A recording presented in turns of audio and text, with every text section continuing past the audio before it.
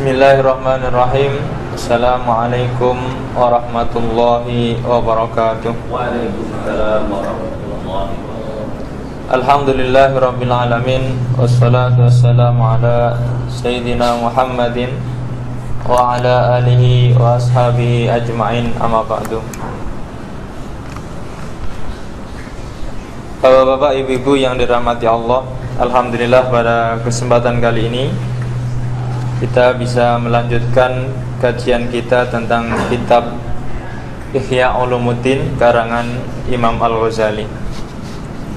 Pada kesempatan yang lalu kita sudah membahas tentang posisi orang-orang di dalam ilmu filsafatnya dengan keberadaannya dengan dibandingkan dengan ulama-ulama akhirat.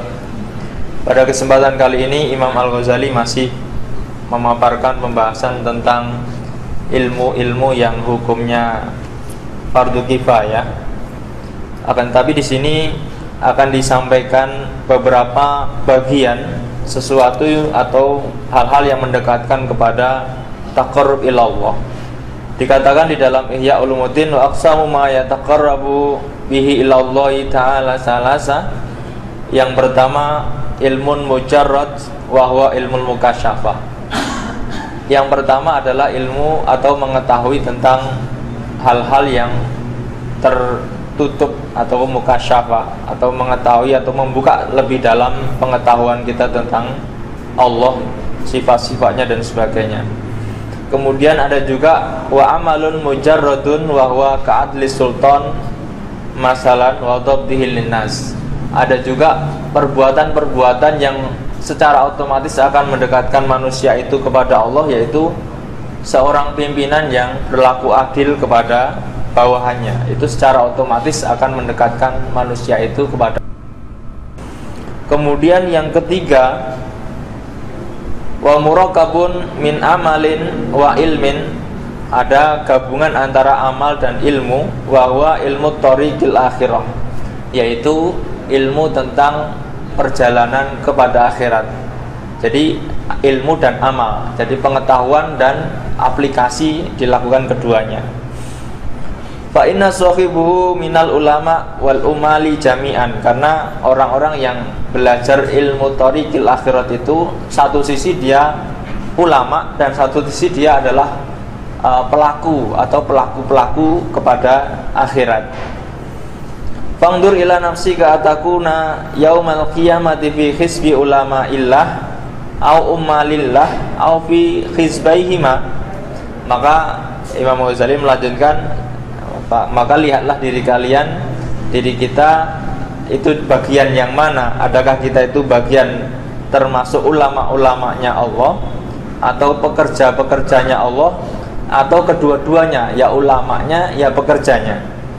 Itu kita nanti bisa lihat dari apa yang akan dibahas pada kitab Ihya ini. Kemudian selanjutnya dikatakan ala anna sanangkil min sirati fuqaha isalaf ma ta'lam bihi anal ladina tajalu antakhalu madahibihim dolamuhum wa annahum min asyaddi khusamaihim yaumal qiyamah.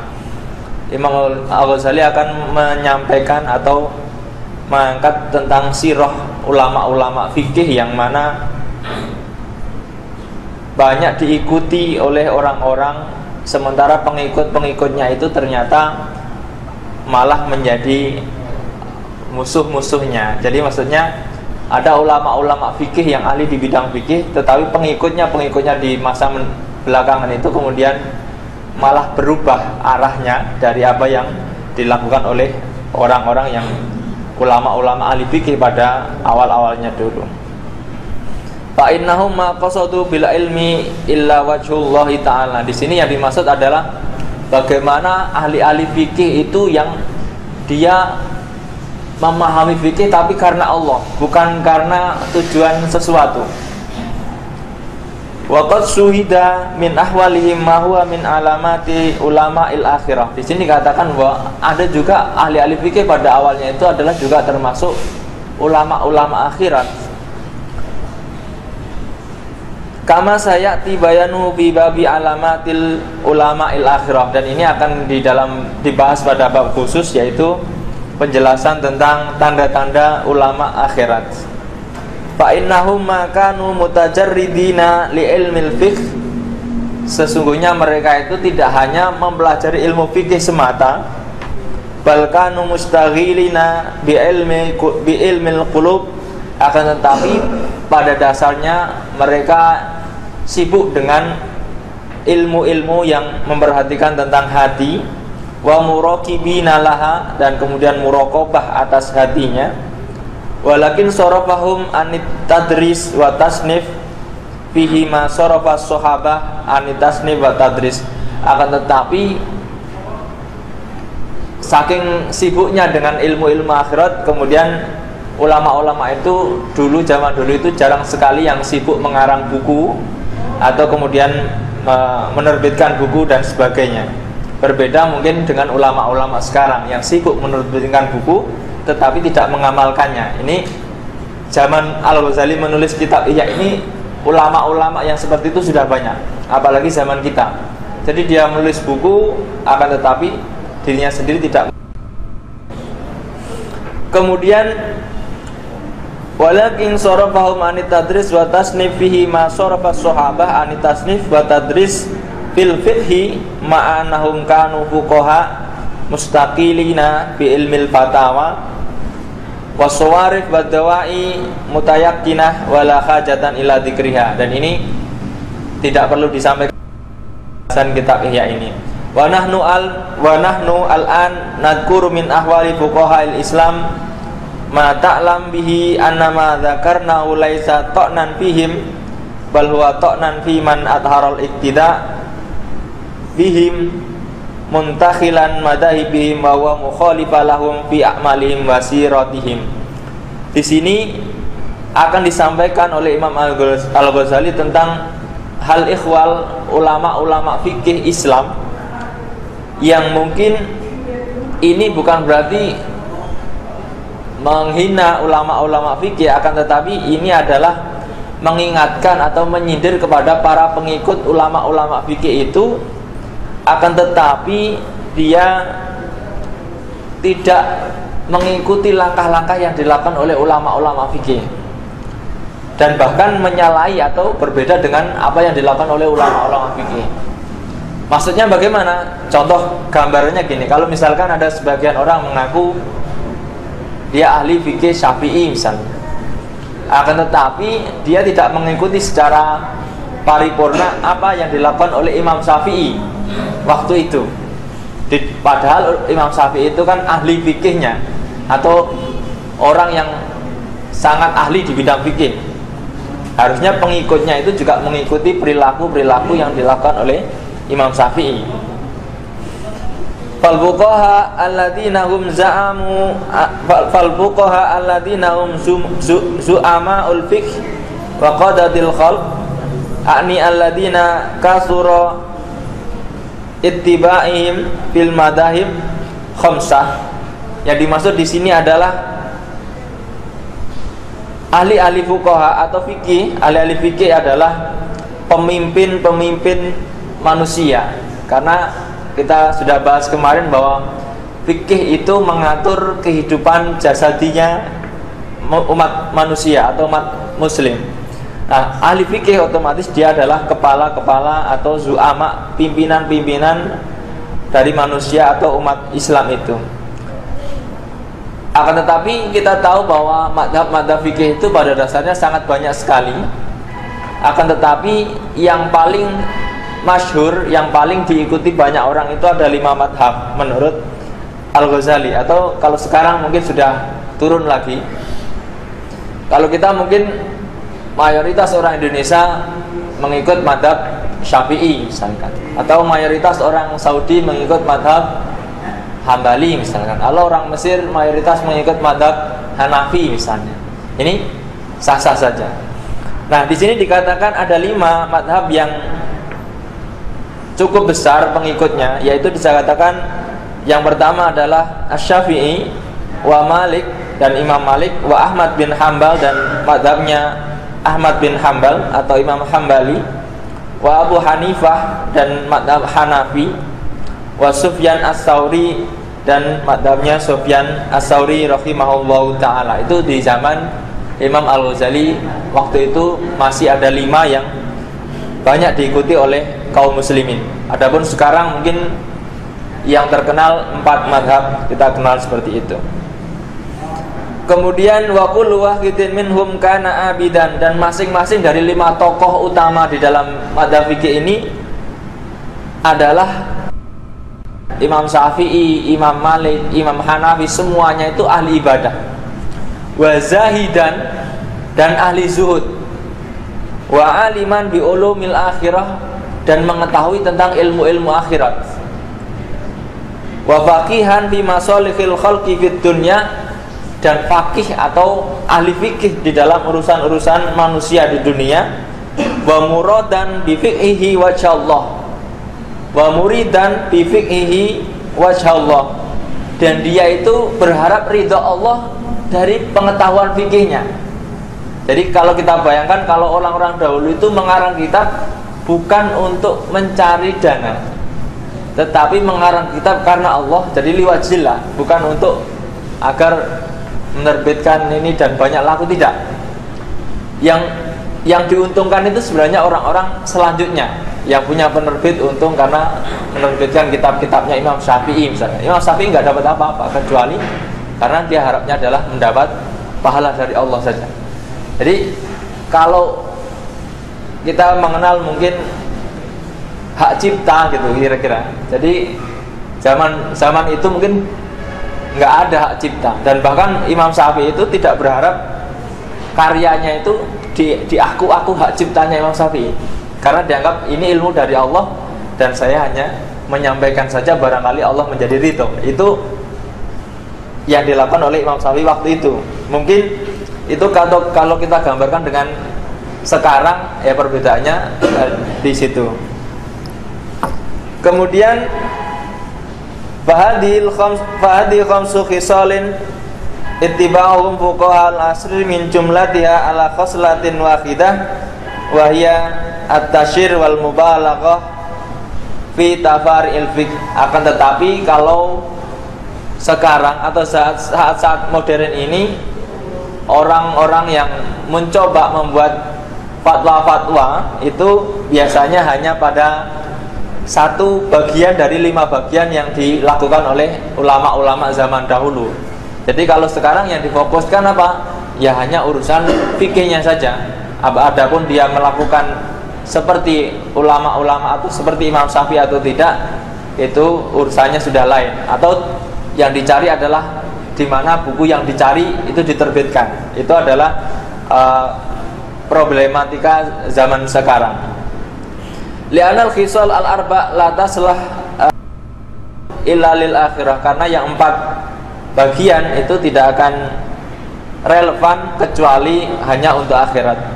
Wa hadhi al-khosla al-wahidah tasluhut lid dunya wal akhirah.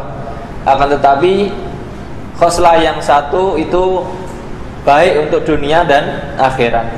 In urida biha al-akhirah qalla salahuha lid dunya samaru laha wa da'u biha musyabaha ulaikal a'immah wa hayhata an tuqasil malaikah bil haddadin. Ibaratnya kalau sesuatu itu diniatkan untuk Allah, otomatis apa yang dicari dari dunia itu menjadi kecil. Itu gambarannya.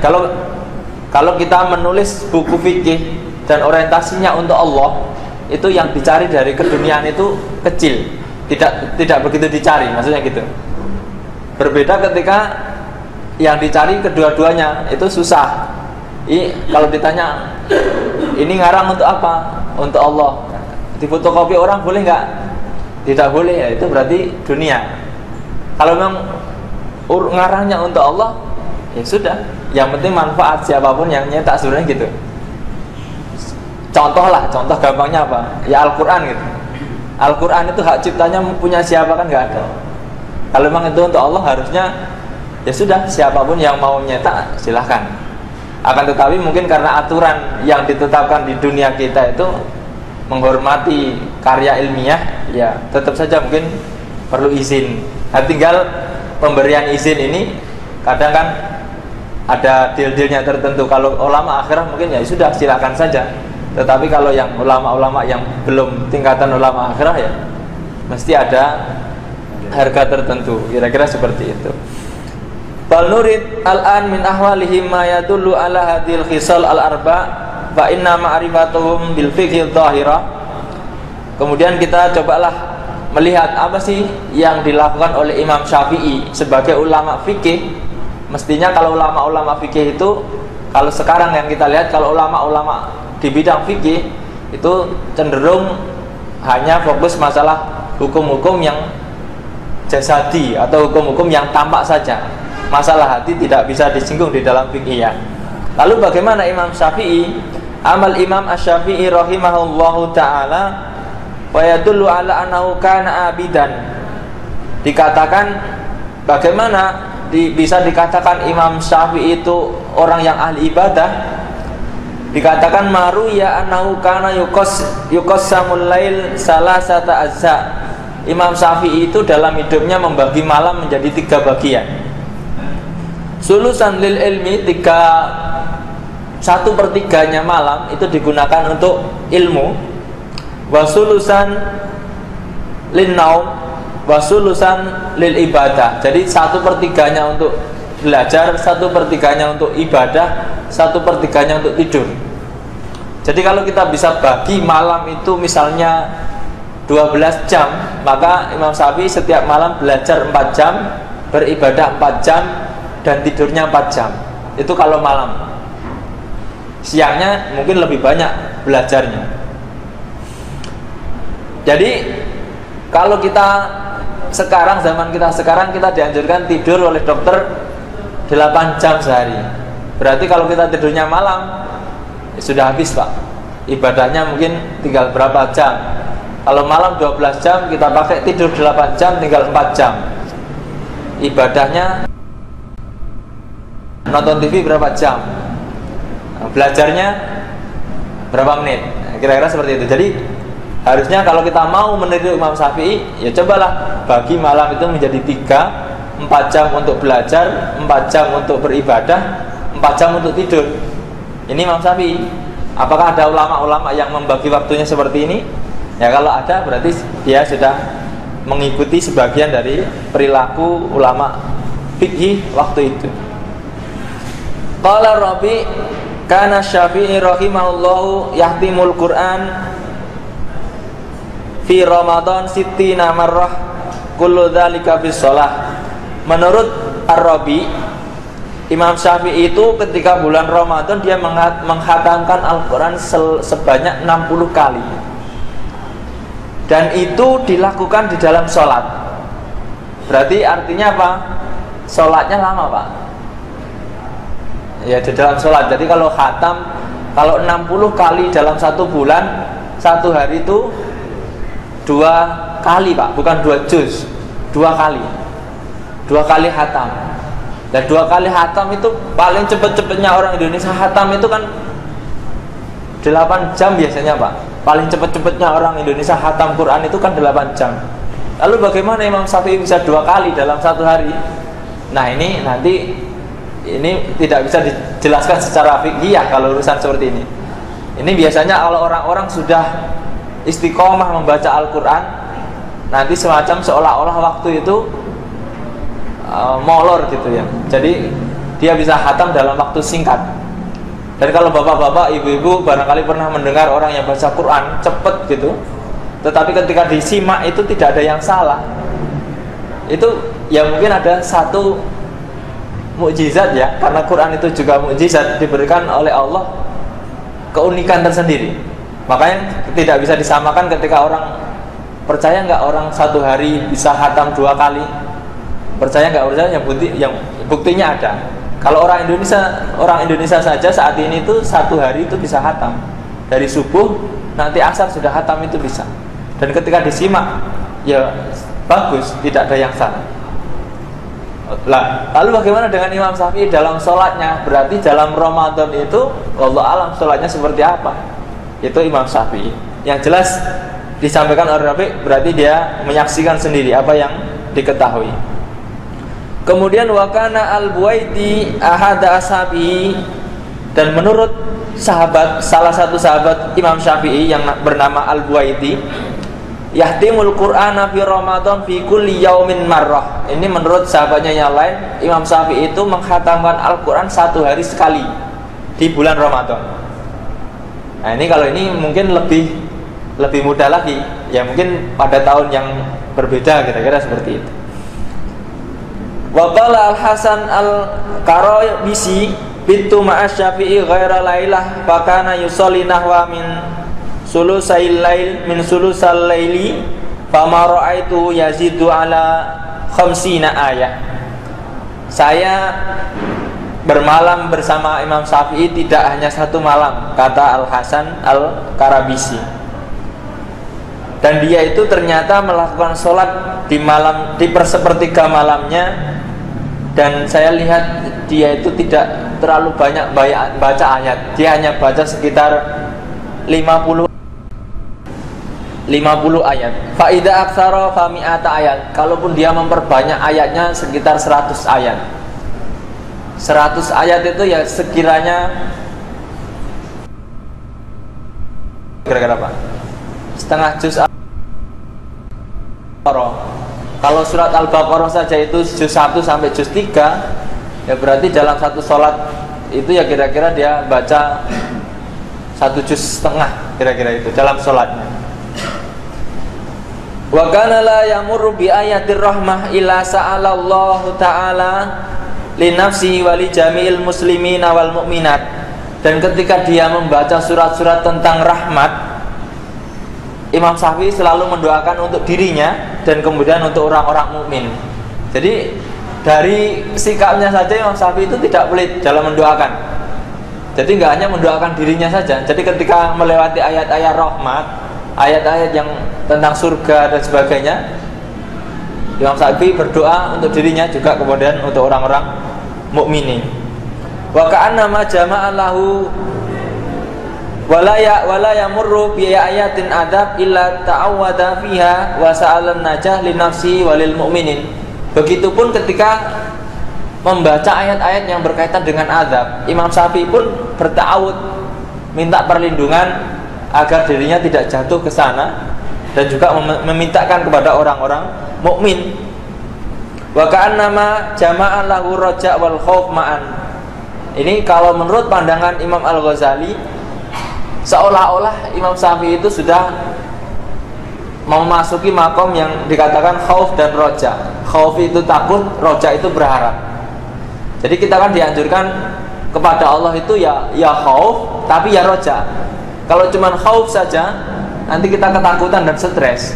Kalau roja saja, nanti kita terlalu menghayal. Jadi memang dua-duanya harus seimbang. Jadi khauf takut iya, berharap iya. Harap-harap cemas kalau bahasa kita. Jadi kepada Allah itu harusnya manusia itu harap-harap cemas, karena tidak ada manusia yang menjamin dirinya itu pasti masuk surga, tidak ada.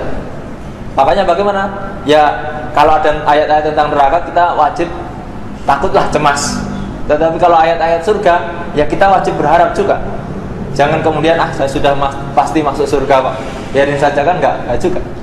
Makanya kalau kita melihat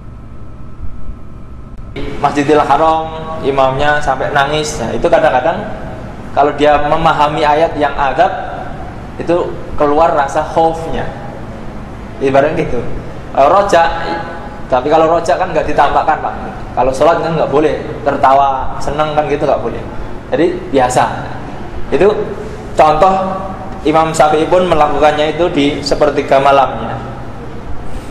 Kemudian fangdur kaifa yadullu iktasarahu ala khamsina ayah ala tabakhuri fi asraril Qur'an wa tadabburi fiha. Imam Syafi'i padahal salatnya itu sepertiga malam 4 jam. 4 jam hanya membaca 50 ayat. Itu artinya apa? Bukan membacanya terus pelan-pelan, tidak. Jadi dia membaca itu sambil diresapi Pak. Kalau kita membaca saja kan 4 jam itu dapatlah 8 juz Pak. Kalau mau baca saja 4 jam 8 juz, atau paling enggak buruk-buruknya 4 juz lah kalau 4 jam. Jadi 4 juz itu kan sudah beratus-ratus ayat. Tetapi kenapa Imam Syafi'i hanya 50 ayat dalam 4 jam kira-kira?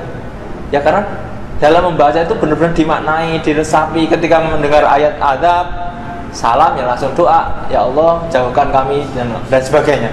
Nah, mungkin kita ini belum pernah melakukan semacam ini. Jangan-jangan kita mendengar ayat adab saja masih tersenyum, kadang-kadang seperti itu. Ya, semoga nanti ke depan setelah ini kita bisa menirulah langkah-langkah yang dilakukan oleh Imam Syafi'i. Malamnya itu roja dan khaufnya itu digemakan di dalam dirinya. Kemudian waqala Syafi'i rahimahullah masabi'ta mundu sitta asyarata sana. Imam Syafi'i pernah menyampaikan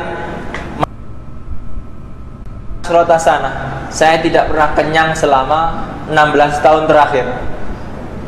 Kenapa?